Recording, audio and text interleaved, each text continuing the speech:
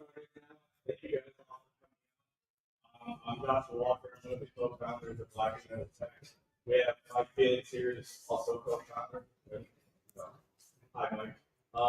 Thank you guys for coming out tonight. We're super excited about the speaker. Lachey has been one of the OGs that really ordered the bot really early, and we're happy to have it back even with your crazy schedule. So we really appreciate you so much out.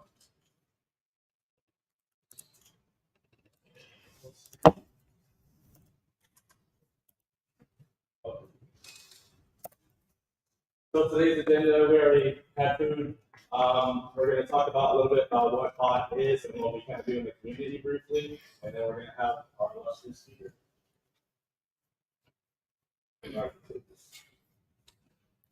So pod's mission is very simple. So Black Orlando Tech's primary mission is to enable and empower people of color that can thrive in the field of tech. And how that kind of manifests itself is we have two premier programs. One, we focus on upskilling. So say you're in another industry, part of you're in hospitality and you want to be a cloud computing engineer. We have cohorts that will help you get there. So starting this around October timeframe, we're going to be relaunching our cohorts, and we're going to start in a brand new way where we're going to let the community be able to try out something before they actually pay for it, if that makes any sense. From raise the hands, how many people have a job in something that their degree has nothing to do with? So we kind of want to avoid doing that over again. So we want you guys to be able to try out these trades or these different skill sets without going too far into a boot camp or something like that. And then later next year, we're going to have the instructor-led portion of it. So more to come there, but we're going to start with cloud computing and Salesforce. Those are two in-demand skill sets that are really hot in the job market, and we've seen people really change their life once they enter a field in that.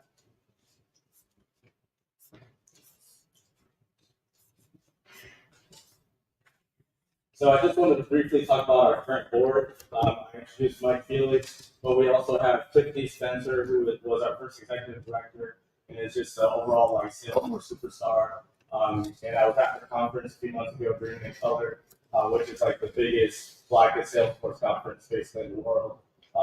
So amazing. Then now, recently we have Kathleen Francois, who is coming on board to the bot board as well. And she is going to be focused on partnerships and us just really expanding the impact that we make in the community. But she works for Chloe Capital, which is a venture capital firm based out of New York that does a lot of funding for Black entrepreneur endeavors. So we're happy to have her, and I think we're going to be able to hopefully pour a lot more into the Black startups here. And then I wanted to just highlight our community leads. I won't go one by one, but this takes an army to put these events on every month. And all of the things that we do in the community, as far as partnerships and all of the things we do with other organizations, this is the team that's keeping us going. So I'd like to shout out to all the community leads. And then without further ado, I know we have so many credentials, so I'm going to try and keep it brief. I want to get into the time. But so currently, Lachey is the Senior Vice President, Director of DEI Business and Administration at Risk and Service. She's also the Executive Director and founder of Basins in the Jar. If you ever get a chance to volunteer at the Basins in the Jar event, it's the funnest thing ever. And she'll talk about it more, I'm sure, but it's really helping kids that look like us really learn about financial literacy. And it was just really fun to be part of their ecosystem. And they would come and they would basically have fake money in order to hey, you don't have any money for your bills this month. And just the disappointment on their face is see, at least you get to try it out before you buy. Yeah. So without further ado, please give a round of applause to Lachey.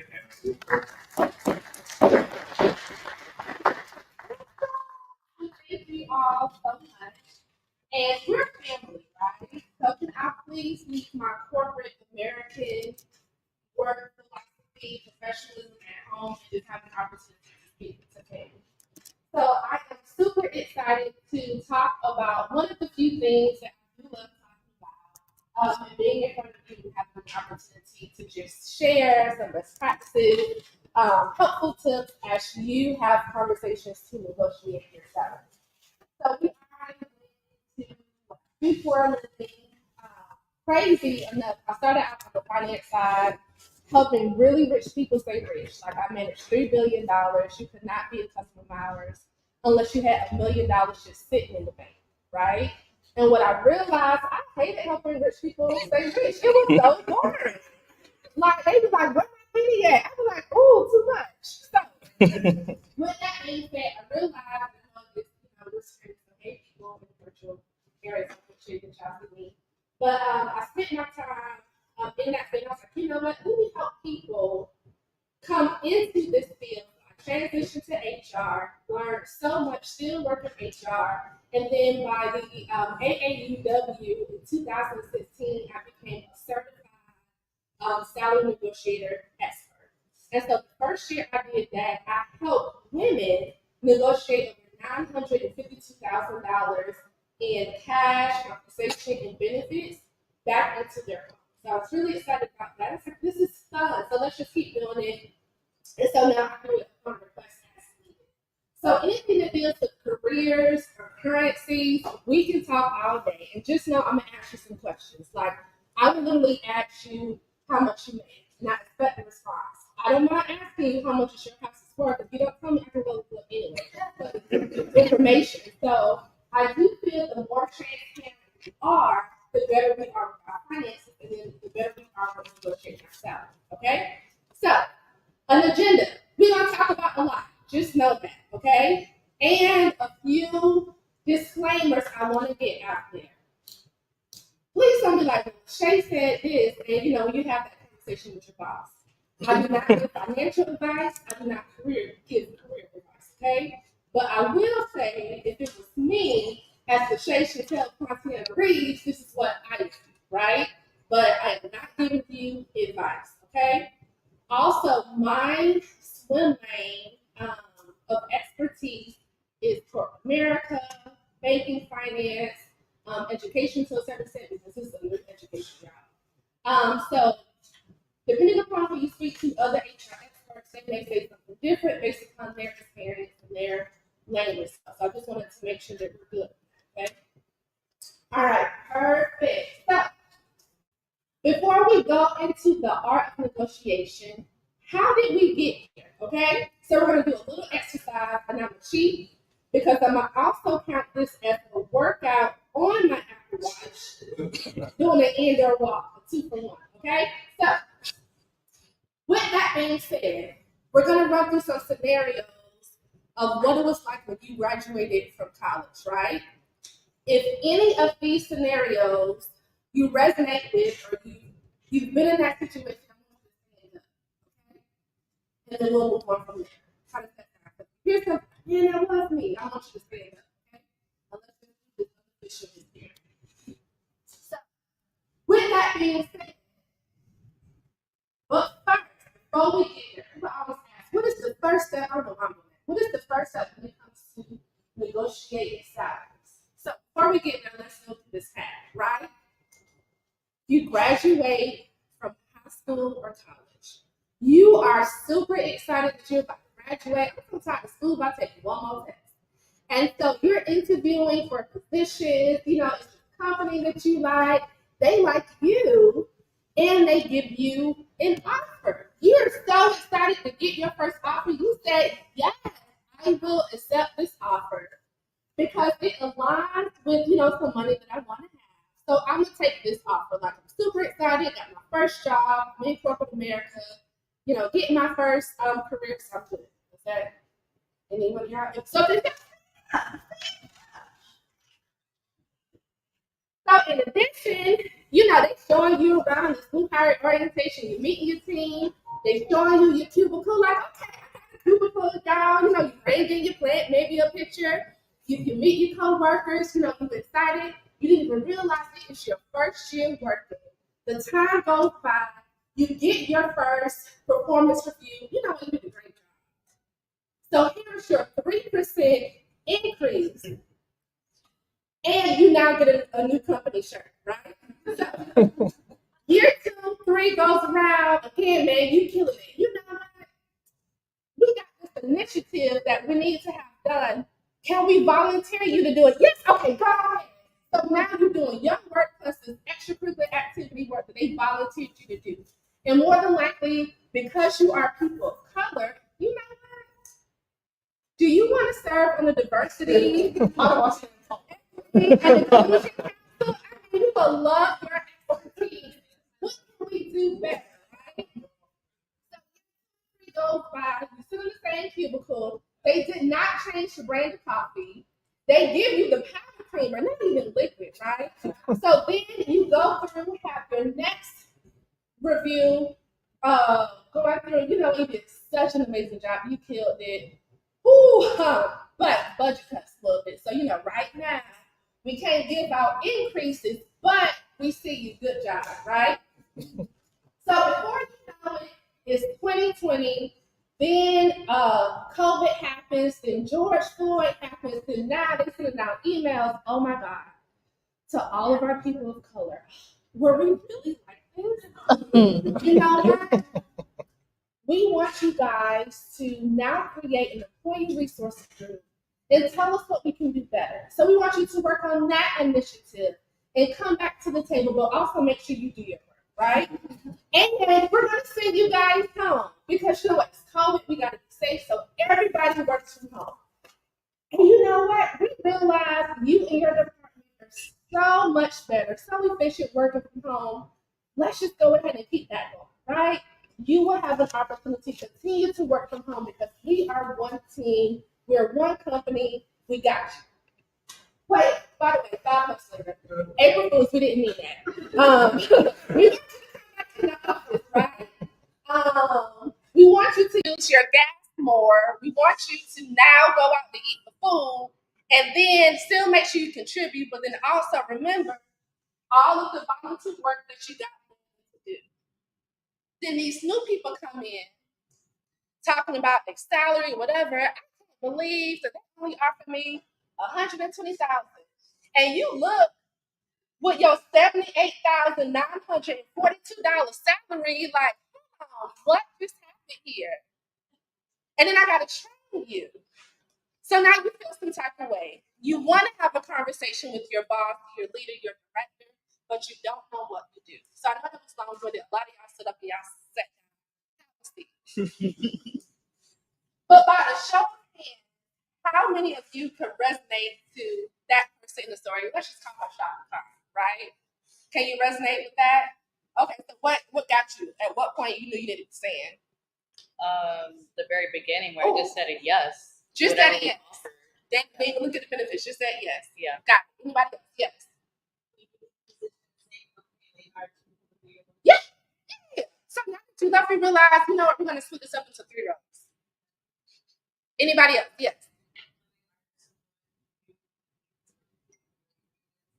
Yeah, I mean, you got to show them APP files, Slack channels, help them set up, all that good stuff. Yes.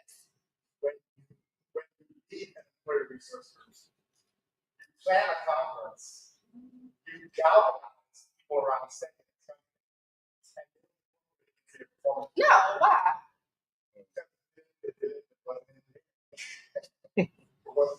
So, whether we realize it or not, we all can have identified with these scenarios. Most of the time, people in corporate America or our bosses, they don't know what they don't know. But here's what I do know, and it has been proven, not by just the American Association of University Women, but then also by various studies when we talk about the wealth gap, wealth inequality, and then how can we build wealth as a country. So, for women, right, over the 10 years that you start working, or everyone within the 10 years that you start working, you're already at the 52,000 deficit because you never knew that you could probably discuss your benefits, your salary, and then even when it comes down to performance increases, have you ever advocated for yourself to get more than that 3% increase, right? Also, inflation. Pre this whole whatever pre-recession that we're not in, recession that we're in, but no one don't want to talk about it. Inflation was 2.1% in Orlando. So with your 3% raise, you're getting 0.9% of an adjustment increase. Right now we're feeling between 7 and 9%. So with your 3%, you're still at an deficit. So again, let's go ahead and look at the numbers on this. So for Black men within your 40-year career history, because we don't have conversations about careers or currency or salaries, you lost $500,000 of potential income that could help contribute you to the wealth gap. For Black women, we're looking at $877,000, and for Latino women, over $1 million.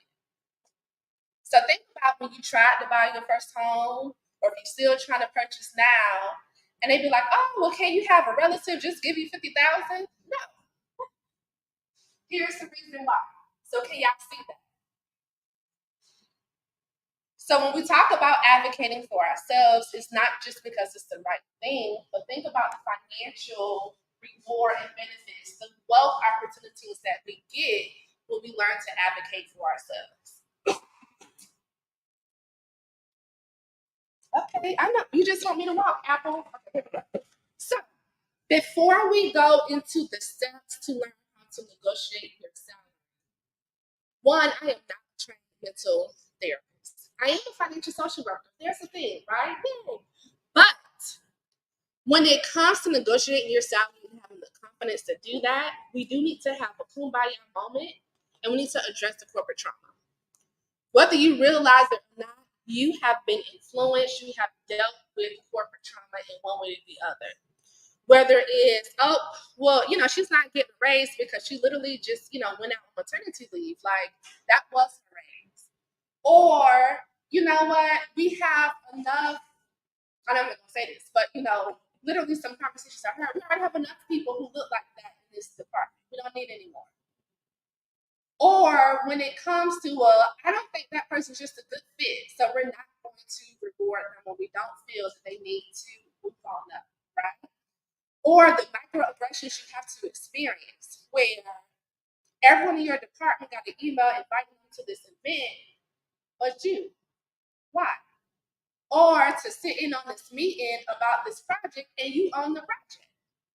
So, one thing you will have to do before you have an opportunity to gain the confidence to address those issues in a polite, professional way, you got to make sure that you have an opportunity to heal.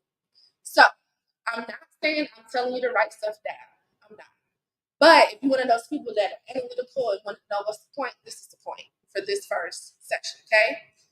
So before you can gain the confidence to articulate your desires, to articulate your value, to even stand up for yourself, you got to understand the mindset that you're in, right?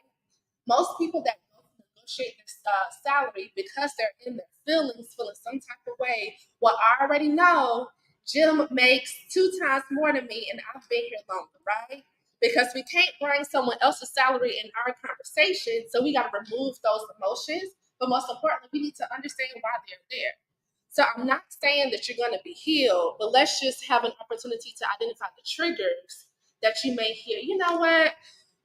Co-workers, your work is just amazing, but you're not a team player.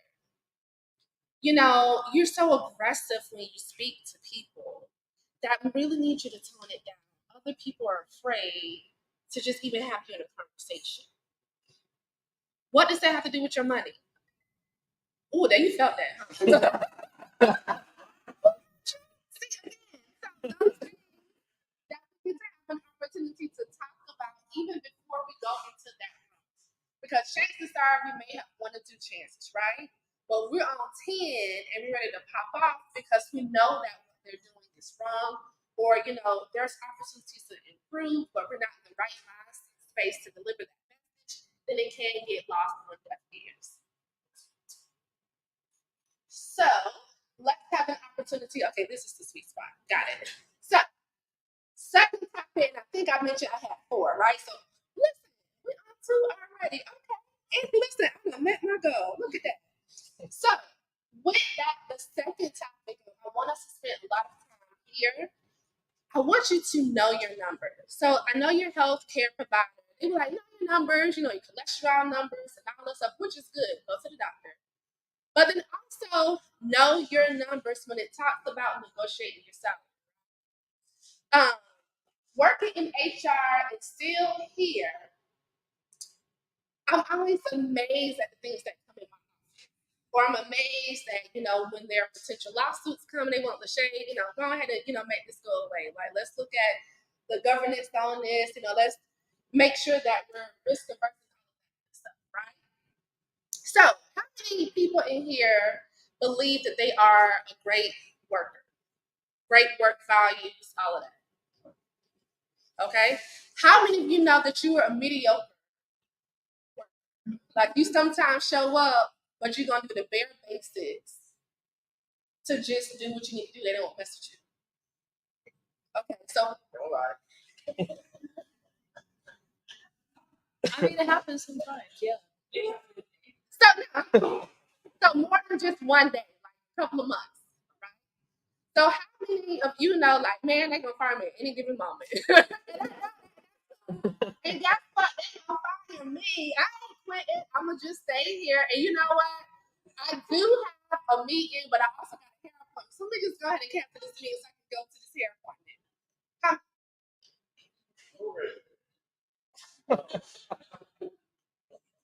So y'all mean to tell me y'all A1s, just superstars all day, every day? And how you're treating you. That when you started asking those questions, I can relate to all of them because it was what led to me becoming my own boss, my own independent entrepreneur. It was because these work environments were leading me to either be a stellar employee or were driving me to work less than my capabilities because I was dealing with what you were just mentioning, the work truck.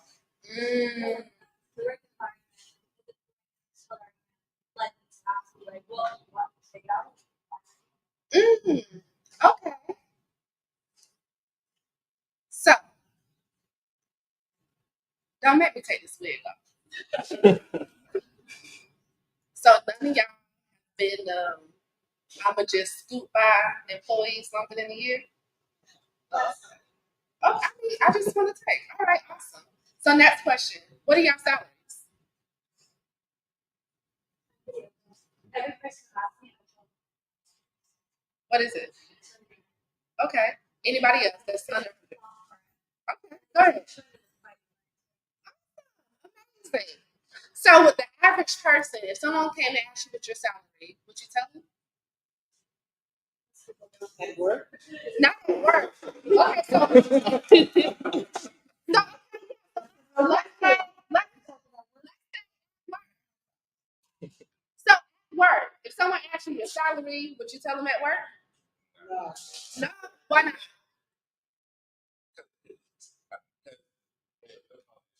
It causes issues for who? For you or the company?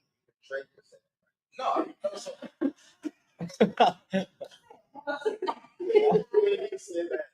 keep the secret, don't tell the Listen. But I wasn't trained by a company to say that. I was trained by my mother, aunts. Let's talk about this culture. So why? Because people are jealous. And Okay. they become, and they in a regular conversation of just having success talk, they will become envious. Okay. And Try to be tear the you down. very same person going to HR like she told me how much she made. Okay. If you hands are gonna come back to here. So back here first. Yes. This is something I've never understood because pro athletes don't understand it. The contracts are closed. So one of the things that we did, I own a company. So whenever I sat down with an employee to talk about the salary, I published what all the salaries were. Not you, but I published what the role would be with the salary attached to it. So if you get this job, this is how much you make. Everybody can do a job. So it's not pretending. Now, you did great, you get a bonus or something like that. You know, nobody had to know you got a bonus because I gave you your check. But all that cloaking that comes to the moment, that creates hostility.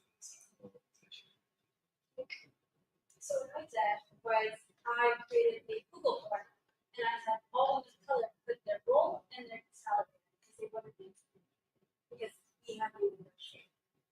It's all of us for making full. So So I hear what you're saying, I think it's relative. different levels. I think it's relative. So what about mine? So obviously there's a common interest because you're here eating the Chipotle food, listening to this girl speak, who just met all of her rants, by the way. So if those conversations were here, would you share it? No, Okay. I don't know these people. Fair. And I just feel I'm just very discreet when it comes to my money. Like with anyone. And I just feel like there are certain things, like if we're moving to move a mission, a movement, you can know exactly what I mean. But if we're having conversation that's not really what I'm making isn't really driving any next steps, I'm good. Now, I'm just gonna say that historically, maybe bosses want doing the same job for different pay. That's why this was what we don't do that. Our tradition they were taught because their black mother has been saying to white man, she's going to be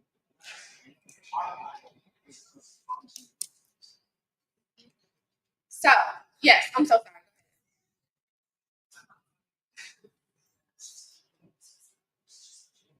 I'm sorry, say that louder.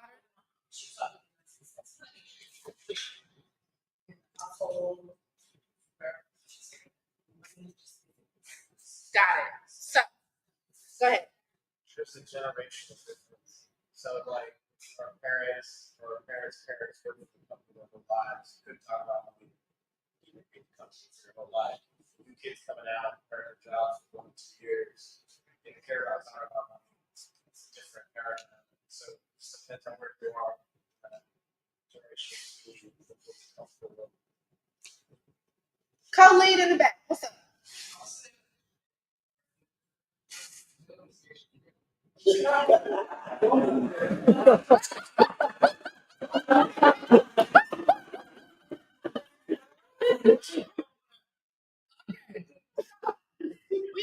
anyone to go to their demise. And so I am not telling you to, believe your beliefs and practices, right? But so imagine this is the soapbox. As the Shay Chantel Montana reads from Rock Bear Beach, Florida. Yes. So, two things to bridge you together with careers and currency. For careers, I think someone said it was literally by design, for corporations to not discuss salaries. Why? Because I know I'm paying you $20,000 more, and you do the same job, and I'm paying you $20,000 less, just because that's my buddy. We go golfing. He's the breadwinner. He got a family to take care of. You don't. Say what? Yes. Mm-hmm. Same job, but he had family shit. So they thought they should pay him more. Exactly. So now I'm saying that's all practices are all companies. So I don't want to make a general statement. But literally the consensus was if we tell you it's private, it's personal, keep it quiet, then we can get away with it. Now, if you're a public company, the highest paid individuals, it is public knowledge, it's public information. If you work for City of Orlando, I can go and literally go in a database and it's open, look up everybody and see how much they get paid by name. Even in those fields. So, why? Because if you do find out, like, whoa, we got issues, and then if you bring it up, then I may have to do something about it, and I don't want to. So guess what? Keep your mouth shut while we playing golf, okay? And I'm gonna give you a $500 raise and a pack of Skittles to not say nothing, okay? Now, so that's one. Two, as it relates to wealth, I love wealth conversations, right? And so with my friends, y'all love the ones that are here, we're gonna talk about money. I'm gonna ask you, we're gonna have conversations, what your network looking like, savings goals, and all of that. Why? Because it allows you to, one, have a conversation with money, because we need those, but then two, when we think about building wealth, maybe that's not something you want to do, and that's good, not something it has to be. But the more transparent you you are. Not saying you have to reveal everything, but at least have a conversation about where you want to go, where you at, and where you're striving to be. Literally with my friends, I found out with one person who worked at a job for 10 years, master's degree, making $41,000 a year. What? And so I asked him, and I won't say his name. And he was telling me like what he had to go through, like to get an apartment, and it was just too. I said, "You like 34? That's just too much. What's going on? Like, how's your money looking like?" And he got open and honest, and he mentioned, how much he made. And so just through conversations, like, send your resume, go speak to this person. She's a great career coach. So this conversation took place in January. Today he had an opportunity to move. He is now making $96,000 a year. Now that was just, that was him working on himself, but then also just being able to have those open conversations. So I'm not saying you can have those with everybody, but you can have those conversations with somebody. Okay? All right, that was me when I on a tangent. I'm sorry. So, know your numbers. Now, another question. When does the negotiating period start? When you start negotiating your salary? The day after you get your last raise. From day one, what is day one? Paint that picture for me. So, job description.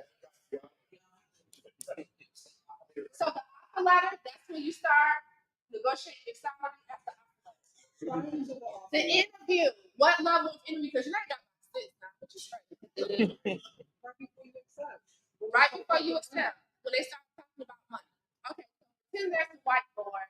Let's put that in the parking lot, right? So, yes. All over again and go back to the 20 years old years. How to develop a lifestyle.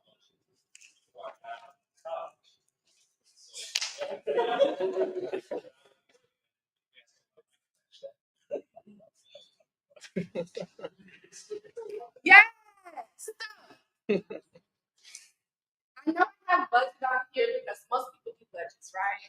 I don't do a budget, y'all. I don't like budgets. Let me tell you that. It's telling me what I can't do with my money. It feels restrictive, right? And so if you tell me what I can't do, I'm gonna show you what I can do. What you can't tell me I can, start a company and get $1 million in grants. You telling me because I'm from the hood and was homeless at one point that I can't be a millionaire? Bitch, I'm a multi-millionaire now. Like, don't tell me what I can't do because I'm gonna show you what I can do. And we got in trouble with that. So what I now say is a spending plan. I have a spending plan. So when it's time to start to do your research and negotiate your salary, it starts way before the offer letter, way before the interview, way before you apply for a job. It starts at home. You got to understand your bills and lifestyle. If I had to guess, within a year, the amount of cases that came on my desk, they thought it was due to diversity, equity, inclusion, equity. My salary, when I started this company, y'all gave me this much, but then, my bills changed, and I didn't realize that my next, check was going to look like this, and then with the benefits, so I need to have an increase, or y'all need to raise my salary because this ain't enough. 7%. I have those conversations with people, or they have those conversations with me because when I consider that I don't care. I care, but that's not my problem. Exactly when it's time for you to have your budget, right? We're gonna go through the rest of these as well. Market research on positions, the industry, the location, national versus metro area. So for most progressive companies, they may have done some form of salary transparency or salary audit, equity audit, and they realize if you live in Orlando versus Miami, well, obviously you got to pay me my money because you're in Miami, but even there's a difference between Orlando and Tampa, right? And so if you ask someone like, hey, what is the pay range or scale? They be like, hey, let me see what city you live in, and let's figure out if it's national, metro, or even sometimes like a major market where the salaries may differ. So you need to understand where that falls within Orlando based upon that company and position. Company leaders, they definitely have an influence on how they lead, but then also how pay is distributed. So if you have a leader, man, F y'all, and that leader makes 800% more than the next person, we got issues, we got problems, right? Think about the people at Twitter, what they're going on now because of the leader that they have, right? Or when you think about the company and then also that industry. I can't tell people who work in education the same thing I tell people who work in tech, because education is a different field, and I feel for y'all, right? I can't tell the same person who works in banking who works for a nonprofit, because nonprofits, and again, depending on how the nonprofit is structured, is different. Startup companies versus established, companies. So all of that does play a mix, and that's how sometimes when you speak to, there may be a difference of opinion, but you have to understand what your preferred industry is, how they roll, what's happening, and what goes on. So for right now, for banks, we are feeling it, y'all. Feeling it. So right now may not be the best time for someone to pop off like, hey, pay me more money right now. Oh, wait a minute. Because we're trying to do, things could happen. So you also need to know the industry, the environment, and there's some additional factors as well. So, because I have a degree in finance and economics, and no, I don't even like school, y'all. So I know y'all like, why she talk? She got a lot of stuff. I don't. YouTube. But I do want to spend some time on this. So I already told you the story, so no need to go into further stories. But again, 70% of the conversations I get of individuals who work at all of the companies I have worked for, some entry-level positions, but then also senior people as well. You'll be amazed at people who live in this zip code who make $379,000 a year still live paycheck to paycheck. That is the real thing. So with that, I know we're talking about salary. This is not a budget class, but again, something you need to know. Why? Because based upon your lifestyle and everything that's going, this will give you your resistance number. So we're going to come back to resistance number. So, let's have an opportunity to move on from that as well too. So, any questions, comments, or concerns? How we feeling? Quick question. Is the slides going to be available to us after this? Yes. Yeah, we just said this. It works.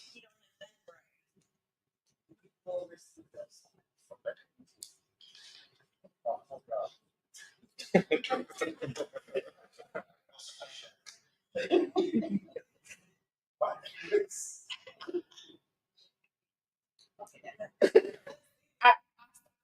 I'd say also, like, what's the work? Like, when you do the position research, it's really, what is the work they're asking you to do for the price? Because there are some position job descriptions that are the same title, but the workload is different. So you'll end up making minimum wage because of how that is done. It's different work. So you mean to tell me people in HR and hiring leaders, they get creative with the titles? Absolutely. Oh yeah, all day, everything. Okay. A project manager can be a project assistant, a project coordinator. Think about teachers. They do everything, but they're a teacher. But then when they try to apply for other jobs outside of education, then it's issues, right? Also tech. Most people don't know what tech is outside of y'all, obviously. But what I heard, cloud designer, I made it up. So what you said? Cloud computing engineer. So all of that, right? For most HR people, recruiters, and they in the technology space, that's the one space they want to go in. Why? Because we don't understand it, right? So what we do, we see what it says here, and hopefully someone resumes match that exactly. Do we understand the care? Like, no, they are a Salesforce admin. We need a Salesforce architect. We just see Salesforce, and we think it's a cloud. We don't know. So you are right. Right. But then also, so here's the tip that I do. I love LinkedIn. So when it is time for me to hunt for careers, and I'm nosy, sometimes I just hire positions just because it's fun. No, that's not. Okay, guys. Hear you. So with that being said, I typically go see who works there, then pull up a report or just see, okay, what is the turnover, growth protection, the average tenure of that or of that company, and then also I look to see who worked there, right? I just be sending connections to everybody. Connect. And then I get in good with them, please stop.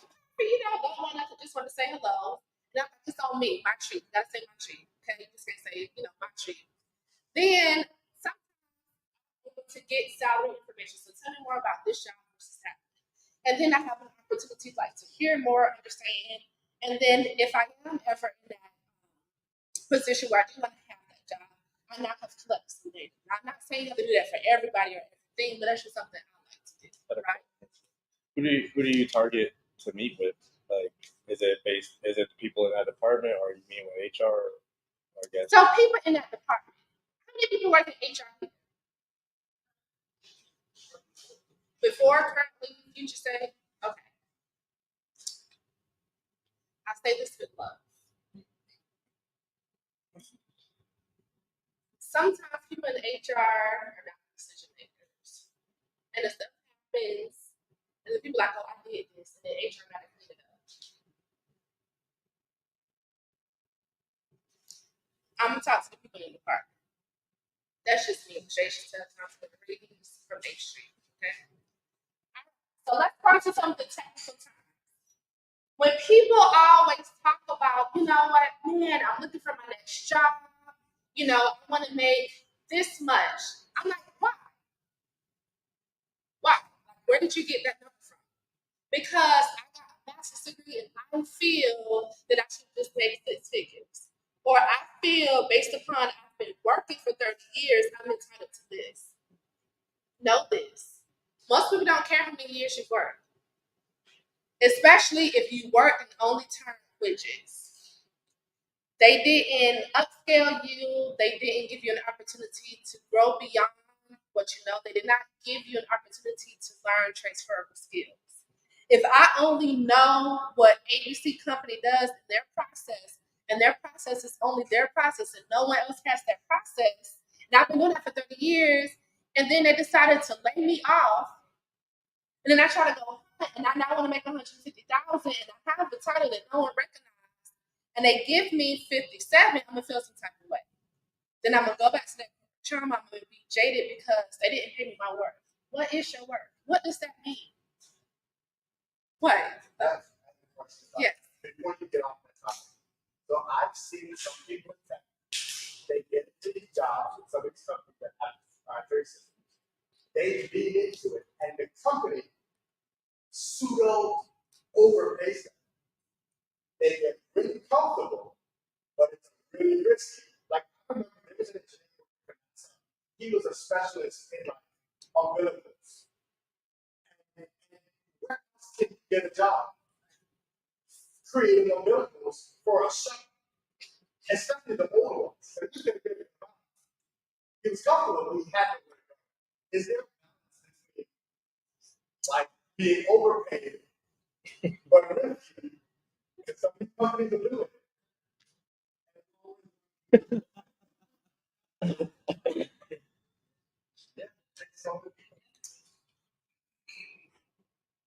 As a disclaimer,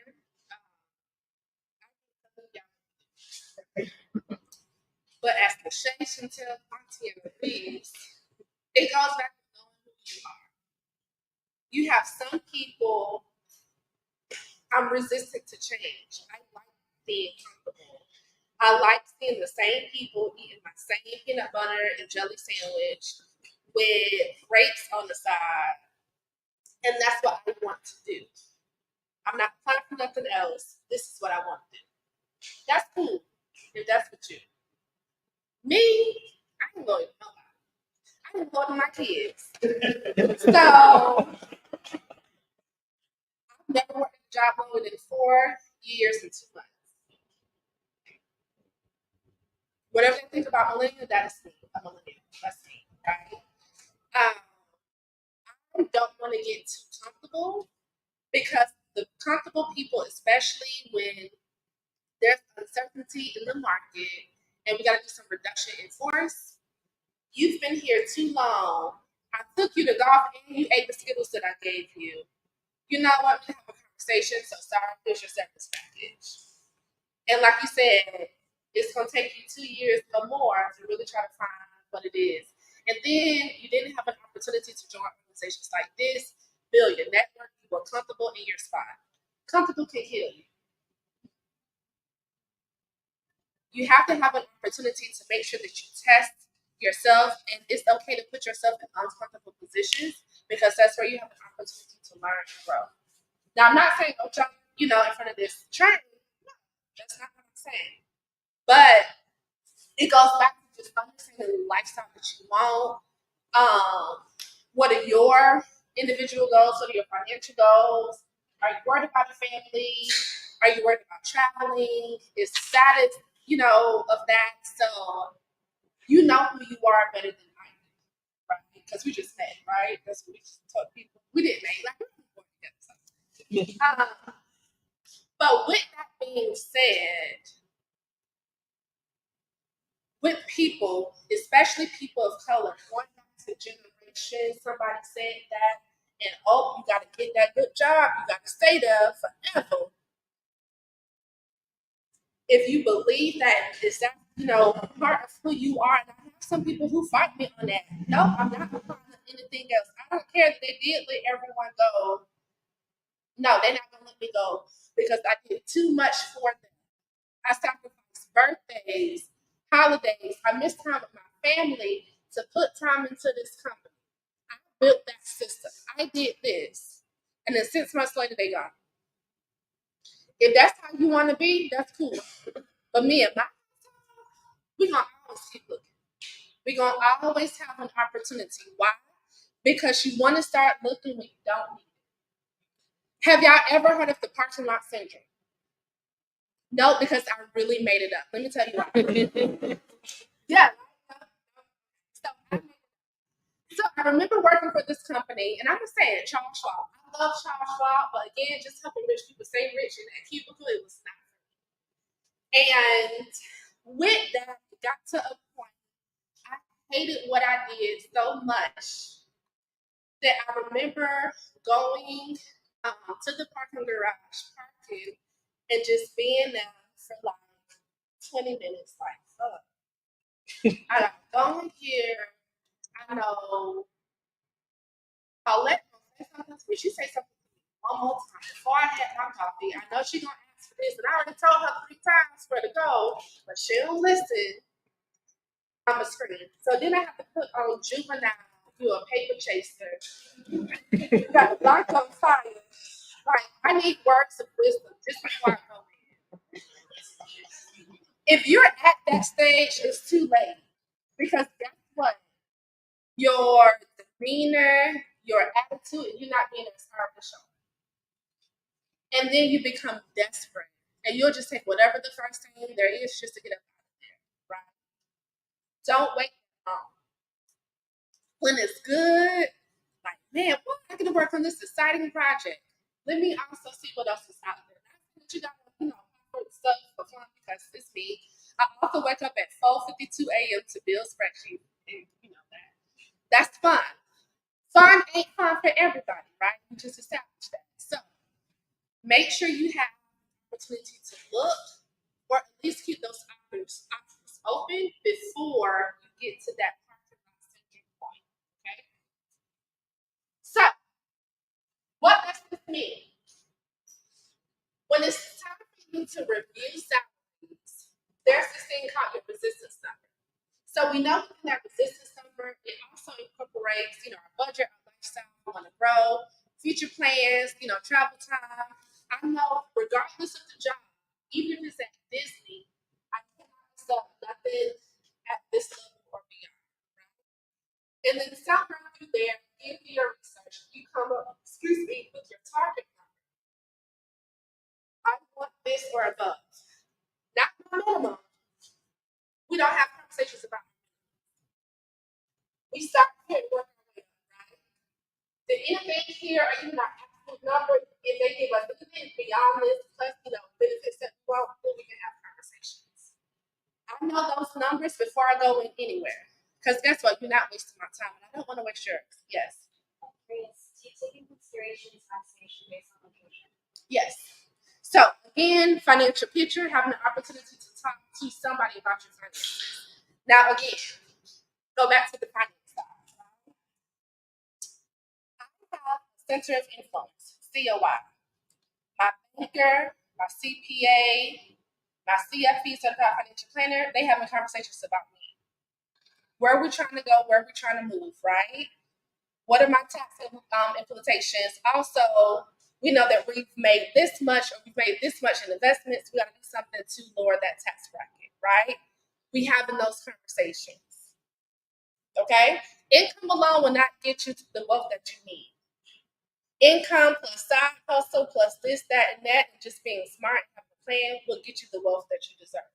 Okay? So, having these numbers in mind, and also understand where you live too. So, you a real life story, and I wish I know Tiffany isn't here; she's in Atlanta. But this came at the last Dreaming in Color conference that was in the first one, right? So I was paired with this person, like, hey, Lachey doesn't know nothing about sales, or she really thought it was a true cloud. So we had to have her pair with someone to talk about tech, but she can teach salary negotiation. Cool. So my partner, we cool, like, what's up? What's going on? And so she was like, you know what? The company that you work for, a recruiter slid in my inbox. I said, for real? Like, okay. What are you talking about? So she was like, yeah, the role paid $175,000. It's 100% work from home, and it gave me a sign-on bonus of this, and it came with a pension. I said, girl, how did you go? She was like, oh, I didn't do it. I said, you said what? I said, so how much? I mean, you make more than 175? She was like, no, I only make 120. I said, so what made you not at least have a conversation? She was like, because I'm comfortable in my job, and when I had the opportunity to work there, they gave me a $10,000 sign-up bonus, and then they also gave me $3,000 for tuition reimbursement. If I leave, I gotta pay that $13,000 back.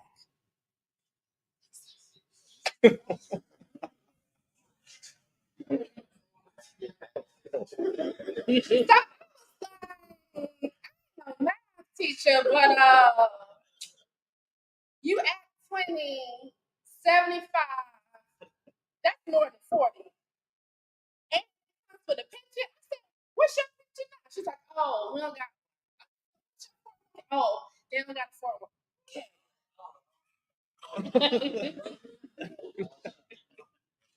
It's like, I'm gonna talk about you forever. Right? So you wanted to be loyal with the company because you were comfortable,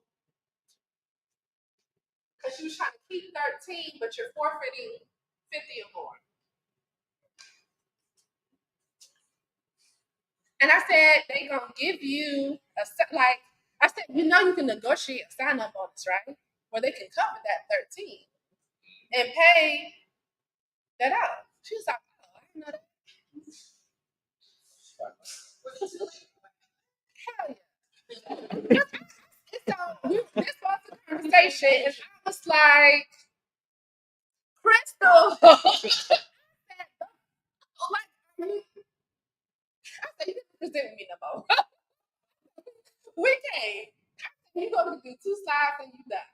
Because obviously, before we give advice, now you can get advice from whoever you want to, but we got to understand our numbers, right? So again, because we're comfortable and they allowed you to wear jeans on Friday, pizza parties, and it ain't even good pizza. Like, they give me out Papa Johns, right? And because your boss was cool and they listened to Outkast, you got comfortable. But we also have to keep in mind that her comfort was triggered by the trauma. So it goes back to slide one. Yes. Her ability to identify comfort with these things, these tangible experiences, this lived moment of like, at least I don't have to deal with what I was dealing with, is what is driving her to say, I'm going to be loyal to these people because I feel like they saved my life from what I came from. We gonna go with that. We gonna go with that. And that can be true, right? But what I also said, comfortable can kill you. Not literally kill you in the physical term, but kill opportunities, kill chances, and kill dreams. Yes. People at this are considered too busy in their job to bother. So have people been too busy to not? Too busy, it's too stressful. I'd rather keep like maybe 120 versus. So I have seen that. And again, there is this slide on here. I know it's crazy coming from me. Money isn't everything, right? So I'm not saying that you will always need to jump for money. But as the Shay Chantel, Quanti, and the Reeves, and for me, not y'all, for me, I at least have those conversations. Why? Let me learn more about the job. If it's not for me, guess what? You know what? This sounds amazing, but this role is not something for me. However, I'm in this organization called Black Women Tech. We have amazing people. Do you mind if I send you 3 referrals who not only meet but exceed my qualifications? As a recruiter, what? You giving me leads? Like, I like you. And I like you even more because you're giving me leads. And guess what? I hire those people, we friends forever. And then we just help people get jobs. But then also, if I need something, I now have to connect at that time. Yes. See exactly what you're talking about. Take the interview because you don't know what that is later. That may come around. I take the interview. I just follow. Later on, I am. Or take the interview, the connections. And to this day, I have a folder only. It's not a folder on LinkedIn, but I have like marks on LinkedIn of companies I knew that it wasn't the right fit for me. But I also knew my homegirl Lisa, my friend Jacob are looking for careers and looking for jobs. And they got the jobs because I made that referral. So that's also an opportunity as well, too, where because I may have been comfortable, that's cool. And again, I say it depends on you and where you are in life, like how much you want to do, right? And so I see it's 7:58 Eastern Standard Time, so let me make sure I do this, okay? So with that being said, you have to know your numbers. And again, this is crazy for me. It is more than numbers. It is more than money, right? I always say compensation package because it's not just a salary alone. You can have a really nice salary, but horrible benefits. Well, culture, right?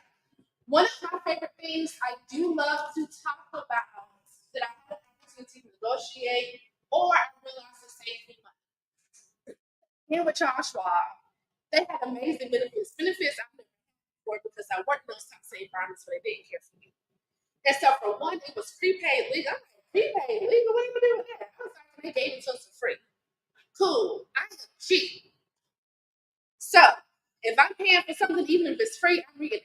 Give me everything, okay? Give me all my guac. Give me all that sour cream. And then if someone else didn't want their sour cream, give me their sour cream because they paid for it. That's how cheap I am. So I'm reading through all of this. Because give me everything that is offered to me. Prepaid. What I'm gonna do with that? So as I'm learning about wealth, I'm like, okay, I need to have an estate plan. I need to have my Uber car attorney, healthcare derivative, I need to have trust and all this stuff. Right? Because this is what I hear my clients do, advisors who advise me, they told me this. And I also know to get everything that they said in the exact order of how it said, it would have cost me $13,000 to get all of those documents to go. Because I understood my benefits and we were then able to get it for free through prepaid legal, it cost me $189. That saves me money, but it saves me opportunity to not worry about those things, right? Also, benefits are typically the number one thing people never take advantage of. But benefits literally have the opportunity to get you between tax brackets if you choose to be that, right? But also, when you talk about work-life balance, which I don't personally, I don't feel exists, I like to use it with work-life balance, right? So with that, also understand your benefits. People underestimate post savings account plus the spending account. We are friends, okay? So make sure you have an opportunity to even understand those benefits. If they don't win budget on the salary, what can I at least have you pay for my association memberships that cost X amount, or allow me to be in these organizations that benefit you, yada yada yada. Or I want to negotiate my flex time, work schedule, or I want to have this person as a mentor. One of the things I had no idea I could do, and I do it with 2 companies. If you want me, you want access to the job.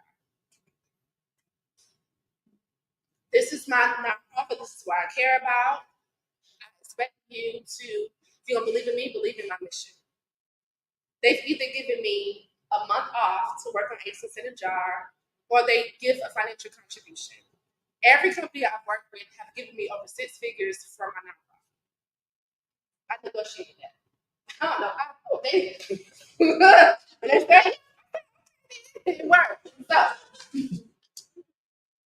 opportunities. Yes. Yes. I didn't see it on here, but you just mentioned it. You said initiative. Yes. How many people do you deal with in HR next to that initiative? Move on. So, not trying to promote my current employer, but the company I work for is required. You have to have a PMV statement, so your purpose, mission, and value statement. And you have to go over that with your direct leader at least twice a year. I don't know how.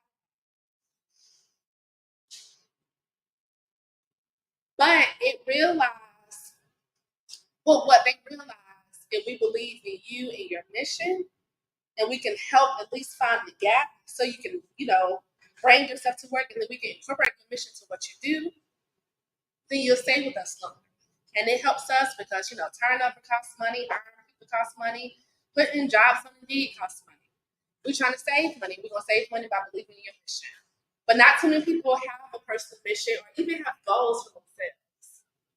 So that's another reason why it's hard to negotiate your salary, because we don't have goals for ourselves. When the last time you had a conversation with yourself out loud and you responded out loud? Nobody?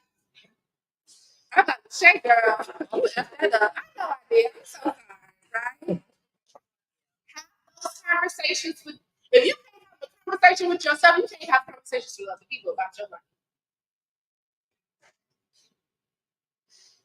All right.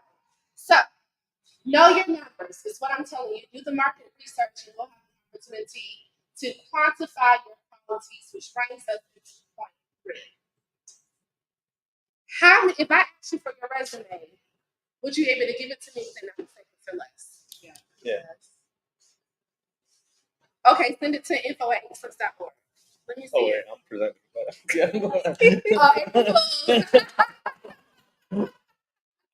Or you don't have to send it, but let's be ready to talk about it. Yeah.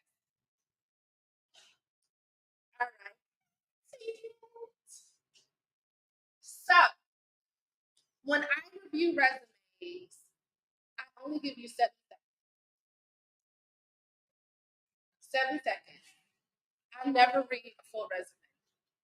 I glance at it, I read it, I go from left, right, and then work my way down. If I don't like what I'm reading, I'll move on to the next person. Don't even look at it again. Let's go back. Well, Shaka Khan said they, okay, such and such. Let me go look. Yep, I was right. 7 seconds. So you like, man, I did that job back in 2013. And what I did in 2013 and that one job, it closely matches what I want for this job, man. When they see my resume, I know they're going to call me. That's not, it's no. Especially if it's on the back. I am not reading that. But then also, so name a job, a tech job that you think I would know. Cloud That's the architect. kicker. Oh, Program, right? Stuff. Y'all don't get this wrong, so just bear with me. I programmed this, I programmed that, I did this and I did that. And it may read just like that. Like, don't give me the job description. I obviously know what it is, but I want to figure out how you're different. How can you quantify your qualities, right?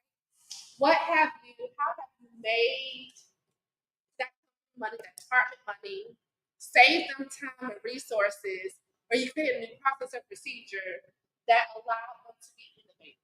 That's what I want to see. So as a programmer, I say this department X because we implemented this. Show me what you did. Show me how you excel. Don't just tell me you did the bare minimum and then tell me you're not a mediocre player and then you're a star, because it doesn't tell me how you are doing that on your resume. Does that make sense? I have a question. Are you like? Is there a length to resume? You always say one page. Like, is there? Yeah. The age-old resume question. Is it 1 page? Is 2 pages? But if you're in academia, it's a CV, and they allow to have 10 pages and a bullet hole. Like, my rule of thumb is no more than 2 pages, right? But that's just it. If you're an academic, it gotta be this. That's your industry, then that's your industry norm. So I also know what that is. 2 pages. I know people's like, man, Canva, they got, this resume format. Let me put this back, baby, in Canva. It got to be pretty, got to stand out. No, don't do that. That means nothing to me, especially if I have to run it through an applicant tracking system, which 10 times out of 10, 9 times out of 10, that's what it is, right? Which means you apply online to a software system, an applicant tracking system, and then on the back end, on the other end, the recruiter looks at it. Those formats does not carry over. So you spend all that time, spent money on someone to do a pretty resume, but the substance is horrible. Substance over pretty always wins. 10 years. I've always fit into one resume. I've never into one. That, and then also I got true conversation. I don't see them in here. I got 30 years of experience. I need to be able to show 30 years of experience on one resume. No, you don't. And why you got one resume, Pam? I don't even got one version of myself. It's like 5 of us living in here. So, I have different versions of resumes because I'm not boxed into doing a thing. I heard umbilical cord. I know that's not what he said, what the person did, but that's what I heard. So if I want to, have a job on the umbilical cords, I'm gonna have a resume for that. But if that also means that I'm a programmer that works in umbilical cords, then I'm gonna be, the programmer, version of that. It's okay to switch it up. But when you do switch it up and you're on LinkedIn, just make sure you switch it up too. Okay? That got it. Yes. What's the percentage of jobs that are offered without a resume process? 90%. Nepotism is real. Depends on how large the firm is. It's hard for I like the way. I like the shape. Oh yeah. So it's like 6%. Folks. Now there's the difference because she was like, at some point we got to bring in the resume, right? And so yes, we have no position open, no nothing. It's a Wednesday, we coming in. It's gonna be a light day, just have meetings. I'm gonna be on the meetings. I'm gonna just, they gonna show my face. Get this email, hey Lachey, we just extended a regional president position to John Jacob G. Muhammad Smith, and we offered him a $350,000 salary, $200,000 sign-on bonus, and restricted stock of 75,000, and we told him he could start in 2 weeks. Can you make that happen? You did what? So again, HR sometimes okay. And then depending upon the company that you work for and the environment, then that person in HR is now working with the team to push that through. So now we have to post a position for a minimum of 3 days, since that's required. Get people to apply. Like, man, all that job is for me. I got all these experience. Like, I feel it. It's my job. 3 days, that position is closed. Like, I'm gonna call me. You just wait. Email, phone call. And then you get that declination email. We start dealing with the other qualified. Like, yo, first and start. That so in my profession, I would definitely say about 15 to 30% too. Large companies, I think, smaller companies, I would say it's 75%. Question. But since the already positions already filled before they have to do the legal thing for the 2 days, at that point, do you even look at any of the resumes? It depends on the person. So if it's no, okay. This resume want to apply. Oh, April Fools, thank you. So when I was on that side, I did. Why? Because a good person, a great person in HR, you want to build your pipeline, right? And even so, I know y'all may hate this. I'm so sorry. I would even interview them for the position, but I was like, you know what? More than likely, we know that we will fill this position with somebody else. I just want to be transparent with you. However, you know, your skills that you have on your resume, you would be a great opportunity for this company. Do you mind if I touch bases with you every 2 months to see, you know, what we have? If you see something, hit me up. Here's my cell phone number. I'm gonna do something with you. If it doesn't work here, let me go to my other networks at a different company. You're a great person. Let's make sure you get to where you want to be. Those happens too, but then because you blocked that person on LinkedIn, I'm too busy. Didn't have that advocacy. So I do be upfront, know what's happening, but then also here's why. So I was not planning on working for my company. I literally told the world, well, not the world, but my friends, I am leaving corporate America. Like, I'm gonna focus on my nonprofit. You know, this is where I want to be.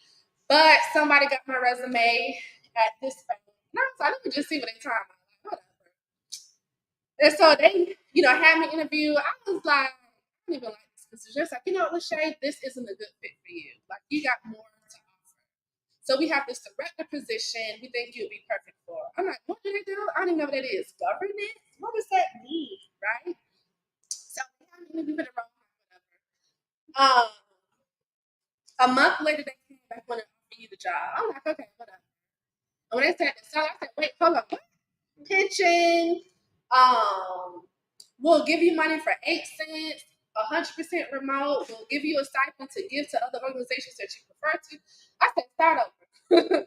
What did you just say? But now here's the stipulation. You got to write down your PMV. You know, you got to have conversations about where you want to go. We're really big on this, like upward mobility, and you know, you got to commit to this, you know, for at least 2 years. I was like, ooh, yeah, don't commit people. But I was like, you know what? Let me do it. And I'm at a point where I'm done looking for other jobs. Like, this is it. I'm not getting comfortable, but whenever that time comes, like my time ends, I'm done. But having this opportunity is amazing. So the first 60 days were rocky as hell. I said, you need to do something more than together. This is important. And I wrote down ways on how to start, but how to fix it. But I saw things I never saw. So definitely by the 75th day, I was sold.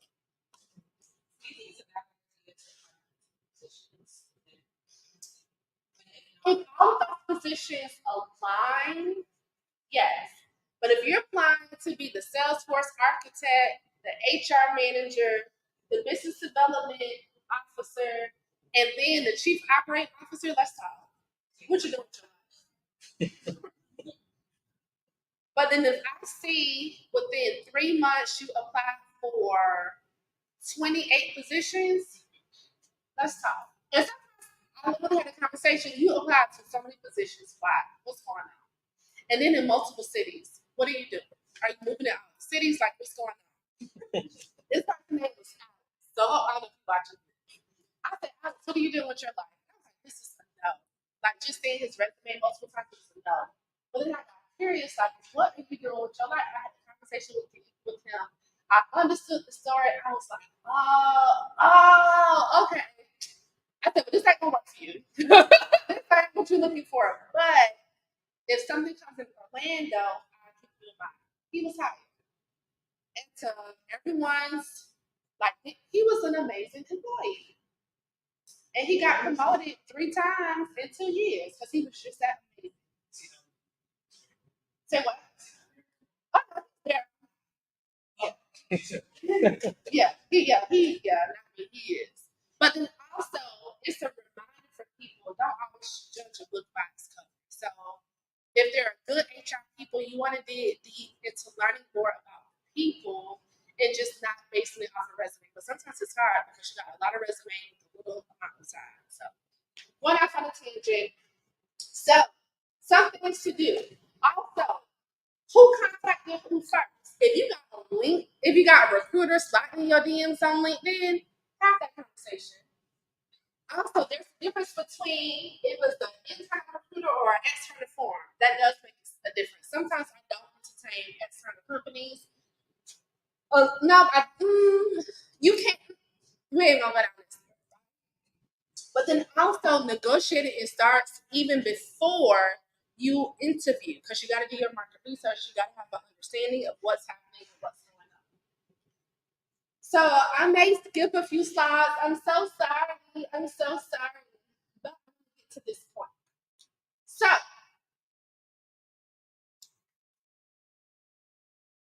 what is your salary history? It's been the same for years. Okay. What's your salary? What do you want? You can negotiate.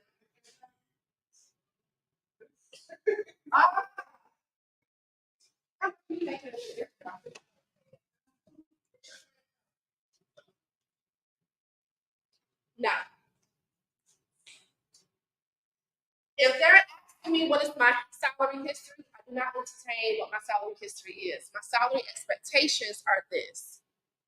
Why? Because if I know you've been screwed for the last 10 years, It's gonna continue.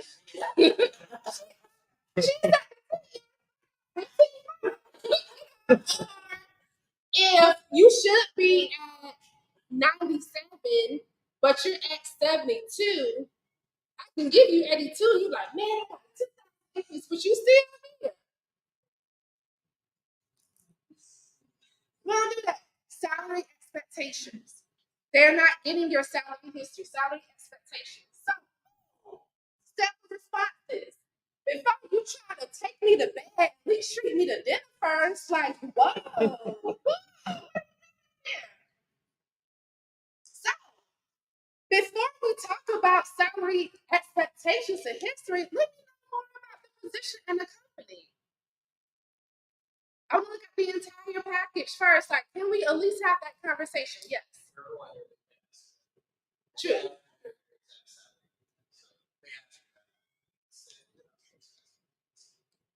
Good. I'm gonna write it down. But if you didn't know that, look, man. Well, you know, my last job, they only paid me this, and you know. So, if you needed some opportunities to have those conversations, or at least like, hey, let's have an opportunity to get to know each other first. Now, full disclosure and disclaimer. Depending upon the role, the level of the role, sometimes for me at certain positions, I just want to make sure that you're good. So just tell me how much you want. Just tell me what you like. What do you need to make a decision? Okay, this is what I'm working with. Then it'll allow me to move further and could. Yes. What's best practice when you're not speaking about this with a person? Because usually on applications, they're asking that as a profile question. As you move through the application, what should people And sometimes you have couple to it put a with that. number. I'd like to see if I'm a good fit. So I made it have a life. It's been a while. So we no longer do that now. So that question is removed. Or we have like boxes of ranges so you can choose from, right? But if they forcing you, like, you gonna tell me what your number is, okay? You gonna tell me what your number is. Before I talk to you, then we talk about your do I want to work there, right? I don't like that you pushing up on me already. Yes. It's easy, it's a little easier to have conversations with unemployment people. Things about economics, different conversations. That is true. Like when you feeling for that next paycheck, it's like, man, I put whatever you want me to. Just get me in the door. So let's also recognize that as well, but then just also understand those opportunities. There are some people in life who are not impacted by reduction in force layoffs. There are some people who are. I'm not saying that you can 100%, prevent it, but again, going back to the comfortable, start looking, build up your network before you need it. Now you have opportunities to have conversations with people like, hey, I know I wasn't a fit at that time, but want to see if you, yeah, because you hooked me up and you referred two people and they're doing great. Let me see what I got. We have some positions that are not posted yet. Let me see what is there. So when it is posted, you now that person, hey, we want to send an offer to such and such before the position is even posted. All right, yes.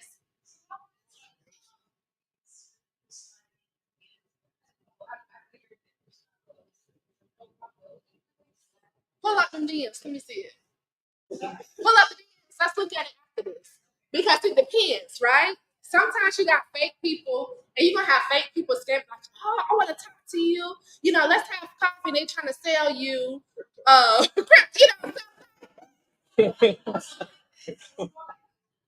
Well, it just depends. My children's father is a technical recruiter, and so he's always like emailing different people that fit a criteria for tech.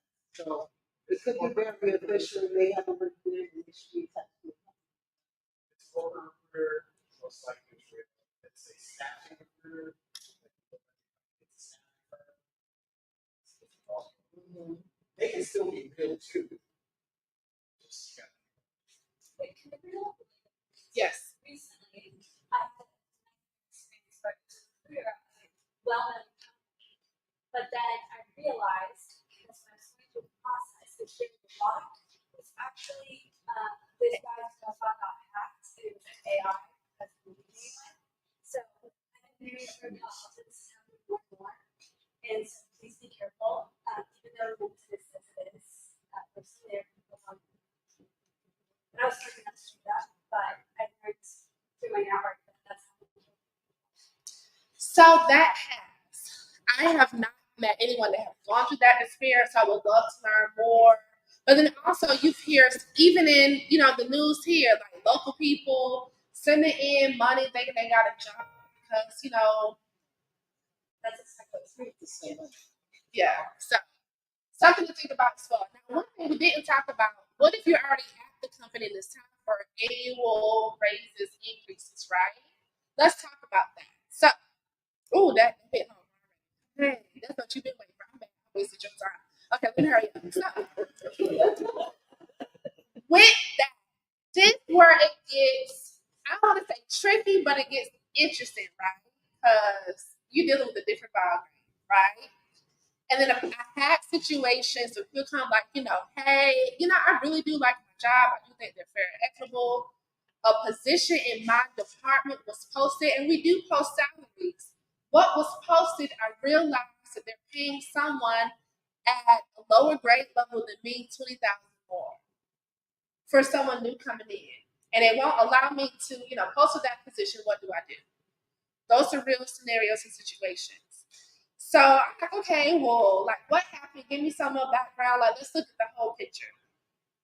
Like, is there a reason you can't apply? And it was like, well, because, for that position it will require me to be in office versus, me working from home, just things like that. So long story short, here's ended up what happened.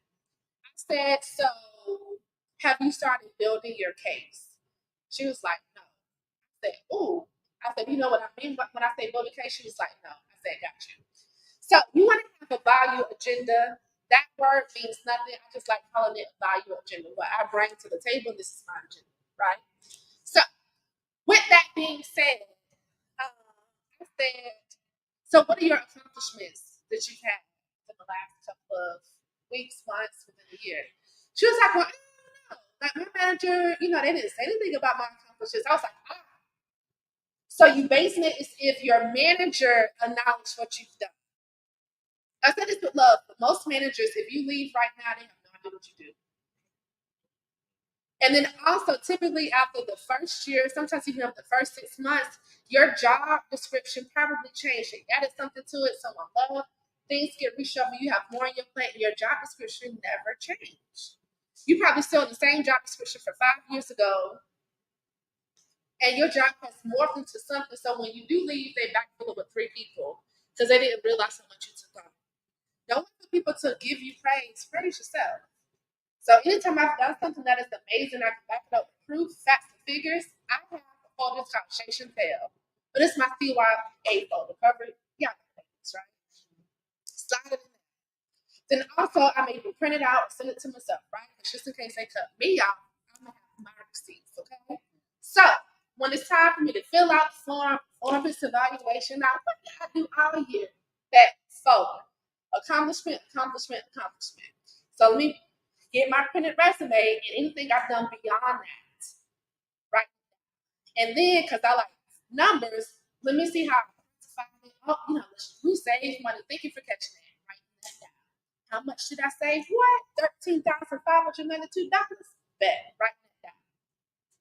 So when it is time to have those conversations, we got the performance review, you put all this stuff in. It was like, whoa, you said a lot in your performance review. Let's talk about it. We want to give you a 1.2% raise. We only got 6% share with everybody. So, we had to make sure it goes around evenly. Thank you so much for the opportunity. All this stuff. Yeah. Thank you so much for the opportunity. I want to have a chance to revisit my contributions to the team. I printed out a copy here for you so we can go over it together. Go through line by line. Because sometimes you got to show people who you are. Now, I'm okay with doing that. I can do this. Even my grandma, she's going to know who I am, right? So make sure you are equipped to have those conversations. Now, here's where it gets tricky. They can tell you yes, they can tell you no too. So be prepared if they tell you no. And sometimes, again, going back to the industry, what's happening, it may not be the right time. So I'm not saying that you need to leave and start looking because they didn't give you this. I'm not saying it to say. I can't answer that for you. It will be on you. But what you can do is to equip your value agenda and know what you bring to the table, right? All those other jobs, BRGs, employee resource groups, DEI councils, you lead this committee. If they are not putting it on your performance review, you do. Why? Because those roles, they foster employee engagement, connectivity, having a best. Why do they ask if you have a best friend at work? Because they know if you have your group, if you have your friend that you have a meeting after the meeting to talk about the meeting, that means you want to stay and be with that people. That is all connected to revenue, and you have an opportunity to influence that. Yes? I don't know why you stop. Y'all just giving me. Shoot, even, I'm a little, it was like, okay, we done. And y'all know I go to bed at 9:17 p.m. Stop. And that's true. I really do go to bed. Yeah. Y'all do not. There's a cop back there. Oh. Okay. Listen, I get it. So, this is what we talked about. Did I use something that works? No. But this is what I meant to say, right? So, we want to make sure that you always have an opportunity to be an advocate for yourself. So if all 4 points did not resonate with you, hopefully something that was said triggered something in you to do something different, right? That something different could be, let's recognize the corporate trauma that I have. Let's recognize the situation. Maybe you want to say something about it. Maybe you acknowledge it. maybe you realize it's time for me to keep look or start to look for a new opportunity. You may say, you know what, that's my industry. I want to try something new. You may pick that up, and there's nothing wrong with doing that as well too. Like, I think it's absurd that from K through 12, we ask kids what they want to do with their lives, and they go through the same subjects. I'm 39, I'm still trying to figure out what I'm gonna do with my life. I don't know. I may be a graphic designer because I may just be tired of graphic designers ripping me off. How much they charge me to do stuff? Like, let me do this. I'm going off on a tangent, but fine. And then also use your network. We really didn't talk about this on LinkedIn, but when I was in grad school, and I hate to say this, sometimes I just put I'm in grad school, like in school on my LinkedIn profile. Why? Because if it's people that I want to meet on LinkedIn, like I love their position, I love the company they work for, and I'm trying to slide in and get to know them. Hey, I'm in school, I'm writing a research paper, I would love to interview you. In exchange, I'll give you $10 Starbucks gift card. What? And then they just started talking. We built this relationship. And I needed that to just have a conversation with them. Every so often, hey, how you doing? Just checking in on you. That has led me to so many career opportunities, network opportunities, speaking opportunities, but then also, if I benefit, so does my network. What you're hiring a social media manager, and you paying them $127,000. It's right now before you interview my people, and they've done that before. So again, if you don't know anything else, use your network. And y'all know, y'all heard this before. Network equals net worth, but it should, like it does have some type of correlation. Understand your numbers. So yes, we've also agreed we're going to go to the doctor, get our cholesterol checked, but then also know your financial situation, your budget. Are you saving? Do you have life insurance outside of work? Outside of work, y'all. So maybe on that finance side. But, and then with that, do you even know what your target numbers are before you start hunting, right? Because if you wait until it's time to negotiate, you are already too late.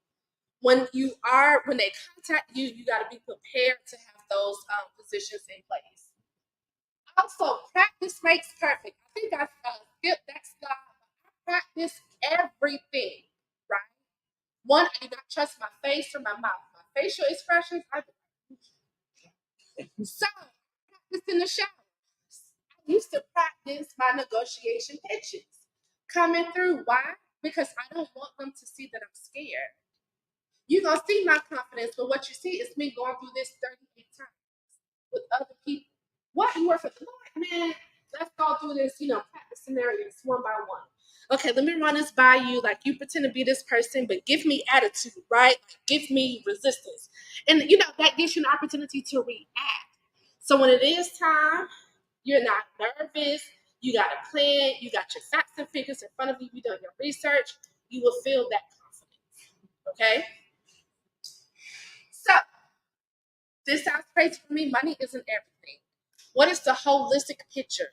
I'm really into benefits, work-life harmony. Like, I don't want to move up in my career anymore. Like, I'm good where I'm at.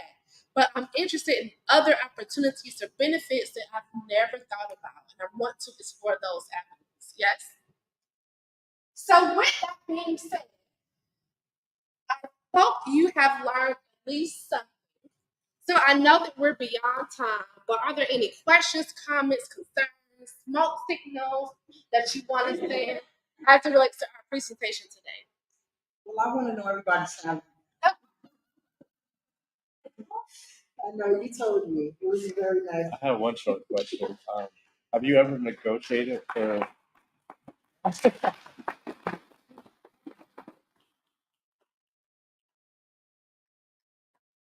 Have you ever negotiated for less interviews? Like, I'm busy. Can we cut this down from 5 to 10? Okay. But then also, if they have, might have 7 rounds of interviews and meet with each individual person, that's a red flag. Also, it's a red flag for me that you want me to do pre-work and a presentation and solve a problem before I can work there. Yes. I don't do pre-work. I learned that through Orlando Magic. They had a director of talent acquisition and like something. And I was like, what? I'm in a Magic free first, like, I've never been in this industry. I was in banking. Let me interview. Got down after the 4th round, which everybody wanted to meet, which that means you don't trust your people to make good decisions. And then final round, we need you to come up with the value proposition for trying to recruit more in this, incorporate sports, all of that. I said, oh, I'm creative. I came up with ticket stubs with the QR code, and they gave it out to people in the communities that they like, hey, we want you in the game.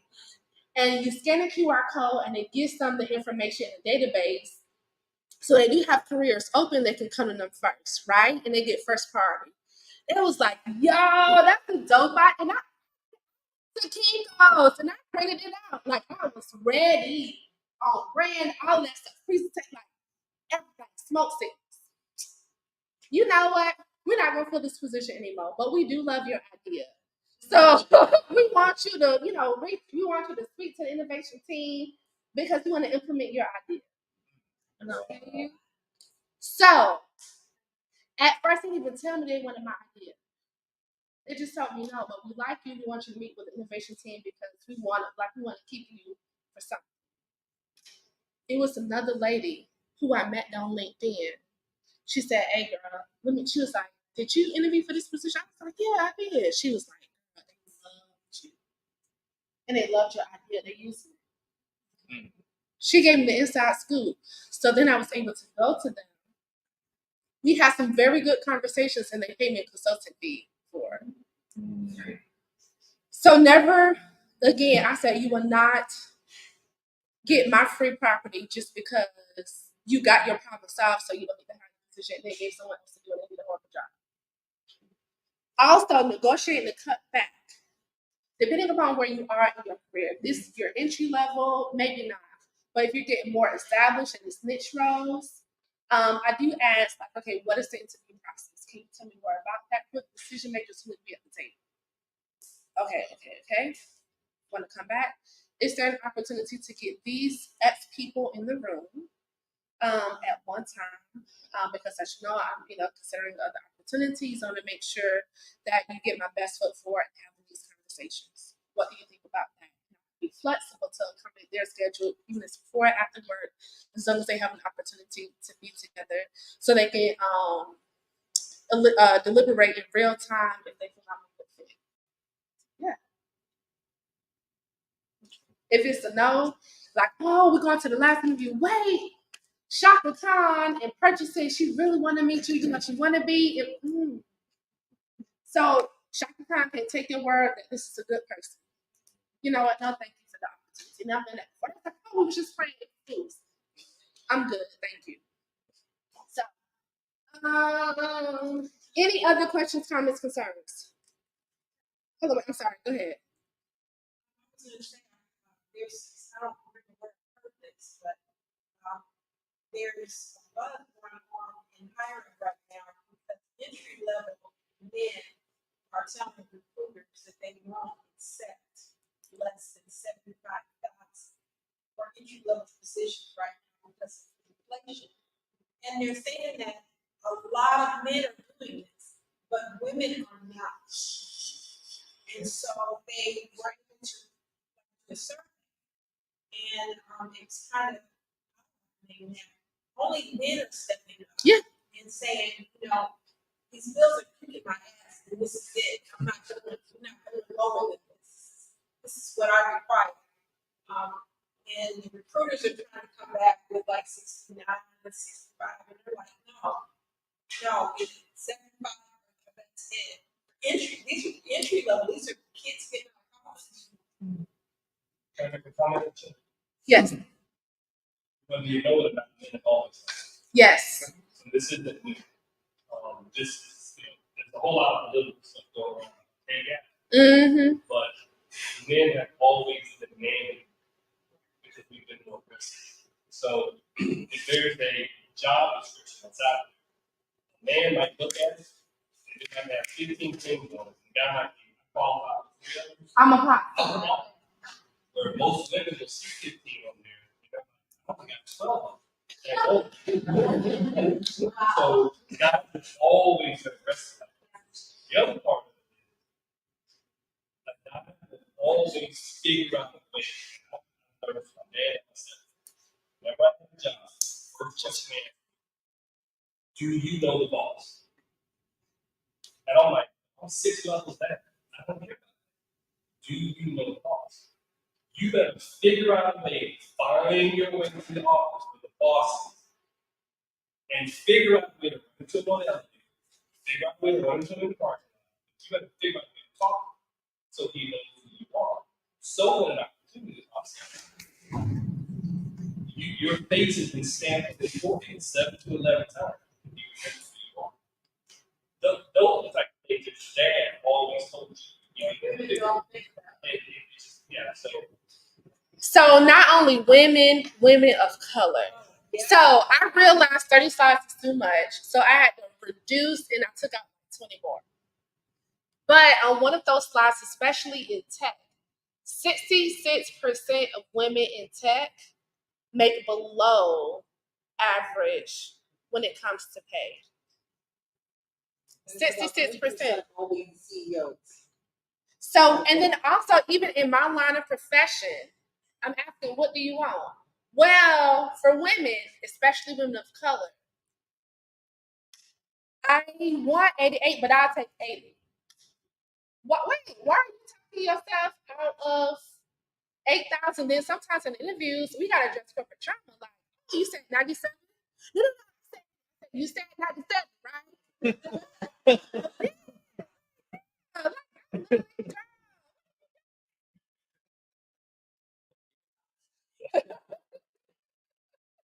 Yeah.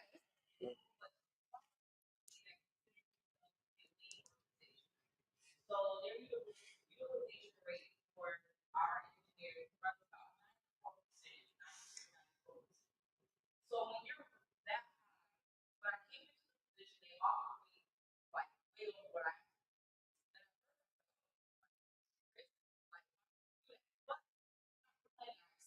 But now I see that their utilization is so high. And they have so many records open that they can't fill. I know you said earlier about the 7% raise in which would ask for, which is just they have such a high utilization. So, did I say 7%? Because I always try to use an 8. Did I say 7? No, that was more so inflation. So I would.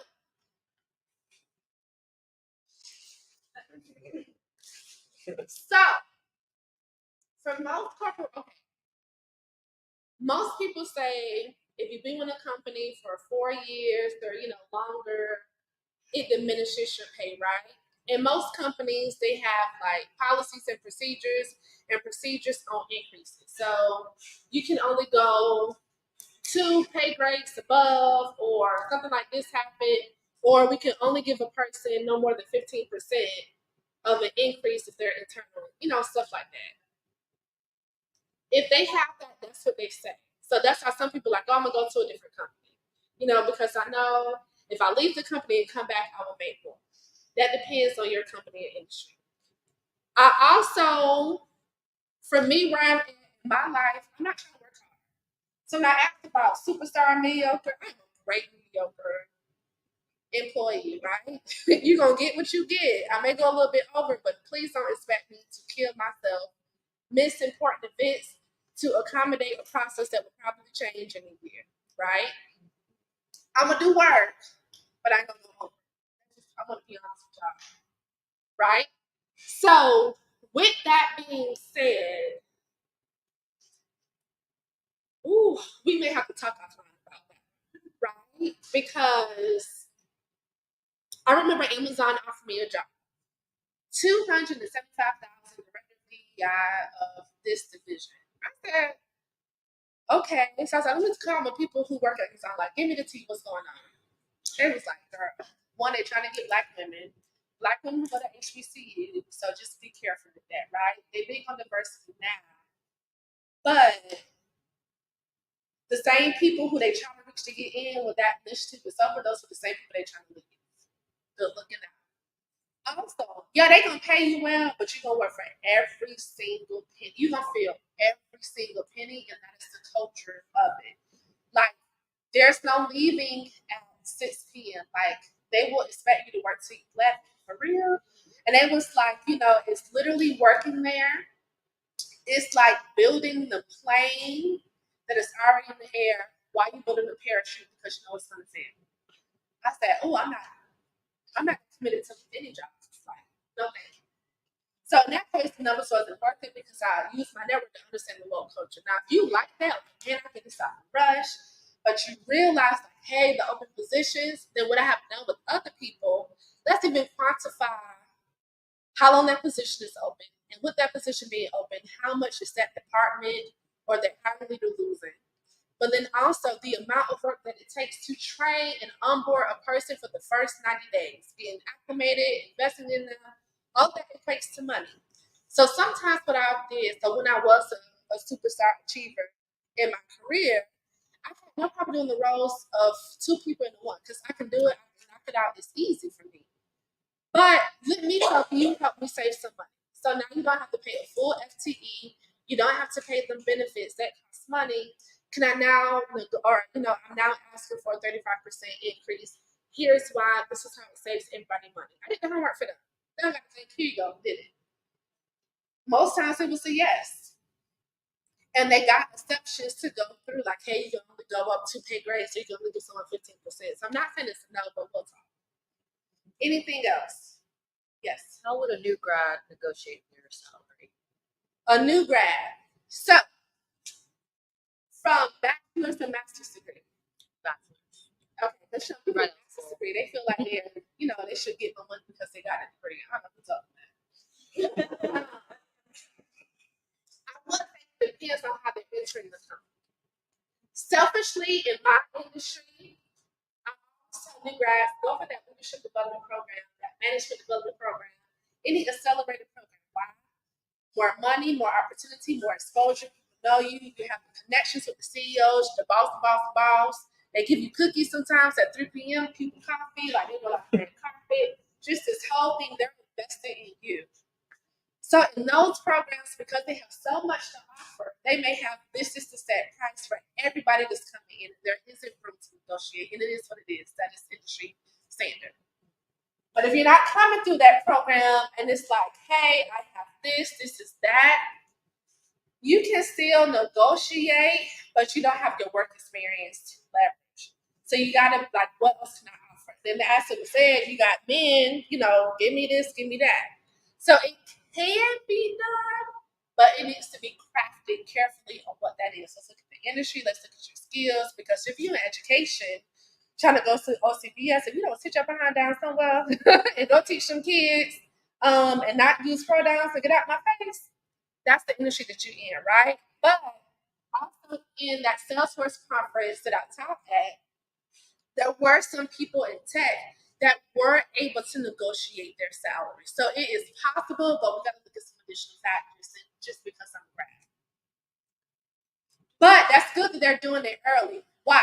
So going on the finance side, typically once you graduate college and you enter into your first field, for most people in the South, that would be the highest pay increase you would have in your life. You went from 0 making 65. That's a 65,000 increase.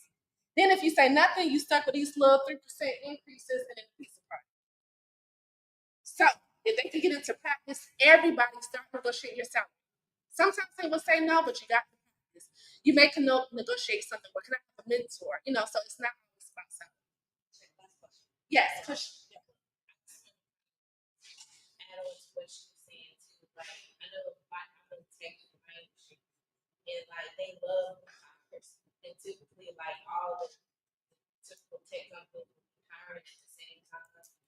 New hires once they graduate, so get another offer and put them to hey, well this job is offering this company is offering this.